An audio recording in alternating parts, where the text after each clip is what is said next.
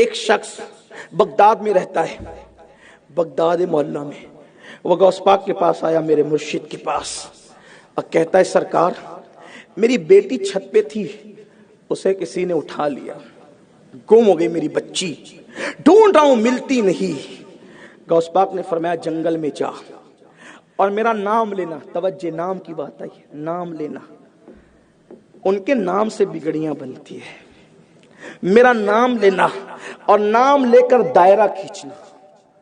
بلکہ شیخ الاسلام علامہ انوار اللہ فاروقی رحمت اللہ علیہ نے نام لینے کا طریقہ یہ لکھا ہے، بسم اللہ علی نیتی شیخ عبد القادر جیلانی الغوث الاعظم رضی اللہ تعالیٰ، یہ کر کے دائرہ کھینچنا، دائرے کے بیچ میں بیٹھ جانا، نام لے کر دائرہ کھینچنا، دائرے کے بیچ میں بیٹھنا، پھر مخلوق گزرے گی، کوئی تیرے پاس آئے گا، آ کر کے تیری فریاد پوچھے گا، وہ بات کر لینا اس سے۔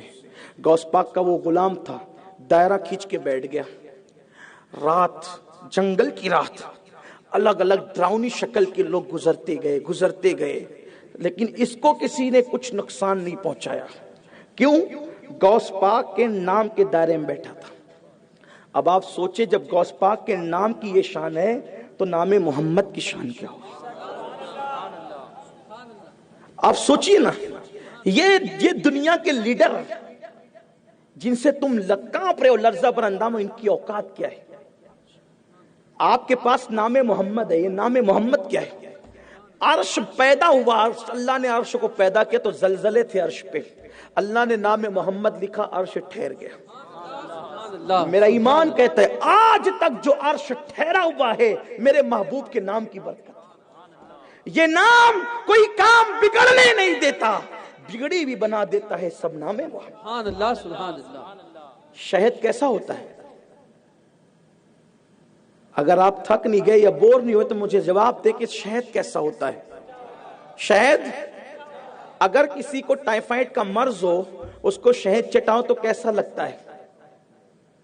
کیسا لگتا ہے؟ کڑوا۔ کیسا لگتا ہے؟ جس کو بخار تیز اس کو شہد چٹاؤ تو کیسا لگتا ہے؟ کڑوا۔ شہد کا قصور ہے کہ زبان کا قصور ہے؟ اگر زبان بیمار ہو جائے تو میٹھا شہد بھی اس کو کڑوا لگتا ہے، پینے کے قابل نہیں لگتا۔ شہد میٹھا کب لگتا ہے؟ جب زبان بیمار نہ ہو۔ نادان، نام محمد وہ شہد ہے کہ تیری ہر مشکل اس کی برکت سے ٹل جائے گی۔ تو نے اپنی زبان کو گناہوں سے بیمار کر لیا ہے، تو گناہوں سے شفا حاصل کر اور پھر اپنی شفا یاب زبان سے نام لے کر دیکھ۔ جو یونس کو مچھلی کے پیٹ میں نام محمد نے فائدہ پہنچایا ہے وہی فائدہ تجھے بھی مل سکتا ہے۔ نوح کو کشتی میں نام محمد نے جو فائدہ پہنچایا ہے وہ فائدہ تجھے بھی مل سکتا ہے۔ آدم کو نام محمد نے جو فائدہ پہنچایا ہے وہ فائدہ تجھے بھی مل سکتا ہے۔ شرط یہ ہے نوح والی زبان لے کر کے آ، اللہ تجھے وہ فائدہ ضرور عطا فرمائے۔ خدا نے ہمیں کیسا بڑا وسیلہ دیا، زبان گندی کر کے نقصان کتنا اٹھایا۔ یہی زبان غیبت کرے، یہی زبان چغلی کرے، یہی زبان حرام لقمہ کھائے، لذتوں کے لیے حرام میں اتنا ڈوب گئے، لذتوں کے لیے حرام میں۔ ارے بریانی کھاؤ یا قیمتی سے قیمتی لذیذ غذا کھاؤ یا سوکھی روٹی، کھانے کی لذت کہاں تک ہے پتہ ہے؟ 2 انگلی کی لمبائی کے فاصلے تک لذت کہاں سے شروع ہوتی ہے اور کہاں ختم ہوتی ہے کھانے کی، یہ فلسفہ بتا رہا۔ دیکھو یہ خانقاہ ہے نا، میں تھوڑی سی کچھ خانقاہی بات آپ کو بتا رہا ہوں۔ کھانے کی لذت کہاں سے شروع ہوتی ہے؟ 2 انگلی کی لمبائی کے فاصلے تک رہتی ہے کھانے کی لذت، پھر ختم ہو جاتی ہے۔ کیسے؟ جب ہم لقمہ زبان پہ رکھتے ہیں لذت شروع ہوتی ہے اور زبان کے اینڈ جڑ تک جاتی ہے تو اس کی لذت کتنی لذت ہے؟ 2 سیکنڈ کی بھی لذت نہیں یار۔ اور جب حلق کے نیچے لقمہ اترتا ہے تو جو انجام سوکھی روٹی کا ہوتا ہے وہی انجام بریانی کا بھی ہوتا ہے، وہی انجام تلی ہوئی چیزوں کا بھی ہوتا ہے۔ صرف 2 انگل کے فاصلے کی لذت کے لیے کتنا بڑا نقصان اٹھا رہے ہو۔ ہمارے لیے کوئی بریانی یا لذیذ کھانا کھانا ضروری ہے؟ پیٹ تو پانی اور کھجور سے بھی بھر جاتا ہے، ہمارے لیے لذیذ کھانا فرض نہیں ہے، ہمارے لیے حلال کھانا فرض ہے۔ چھوڑ دینا، اگر نہیں ملتی ہے حلال بریانی چھوڑ دیں، حلال لذیذ غذائیں نہیں ملتی چھوڑ دیں۔ ارے کچھ ایسے بھی تو لوگ گزرے ہیں جنہوں نے سوکھی روٹیاں کھا کے گزارا کیا، جنہوں نے کھجور کھا کے گزارا کیا، کیوں ہم حلال کی طرف نہیں ہیں؟ اور حلال کھا کے دیکھو پھر اس کی برکت دیکھنا۔ سرکار غوث پاک فرماتے ہیں میں نے کبھی حرام نہیں کھایا، کبھی حرام کی طرف میں نے تکا بھی نہیں۔ امام اعظم ابو حنیفہ کو دیکھ لیں، احمد ابن حنبل کو دیکھ لیں، حلال پہ بڑی توجہ کی۔ زبان کی اندر تاثیر ہوگی، دعاؤں میں تاثیر ہوگی، چہرے پہ وہ نکہت ہوگی، آنکھوں میں وہ نور ہوگا، سب دین میں سب ہے۔ دین کو ہم نے چھوڑ رکھا ہے، ورنہ دین تو آیا ہی اپنے لیے۔ دین کس کے لیے آیا؟ ہمارے لیے آیا۔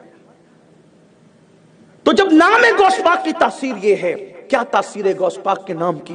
دائرہ کھینچا نام لے کر بیٹھ گئے، عجیب عجیب چہرے والے گزرتے رہے، کچھ بگاڑا نہیں۔ جنات تھے وہ سب، اور جنات کچھ نہیں بگاڑتے غوث پاک کے سچا نام لیوا کا۔ یہ بیچارے بیت المال کے پیسے پہ پلنے والے اپنا کیا بگاڑ سکیں؟ یہ بات اتنی کوئی غلام بنے، کہانی قصے کی بات نہیں ہو رہی، حقائق۔ ابھی میں آپ سے نعرہ نہیں چاہتا، میں آپ سے حقیقتوں کا اعتراف چاہتا ہوں۔ بنے غلام، کوئی غلام بن کر دیکھے، وہ جرأت پیدا ہوتی ہے۔ کوئی مخلوق کچھ نہیں بگاڑ سکتی۔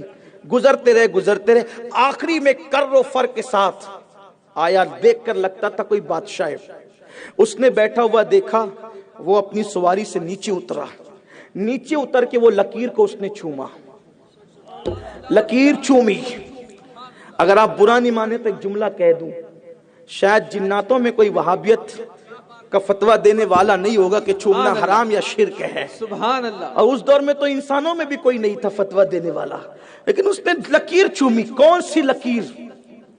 ہر لکیر نہیں، جو میرے مرشد غوث پاک کے نام سے لکیر کھینچی گئی، وہ لکیر چومی، اور وہ لکیر کے باہر ہی بیٹھ گیا، اور بیٹھ کر کے کہا کیا حاجت ہے تمہاری؟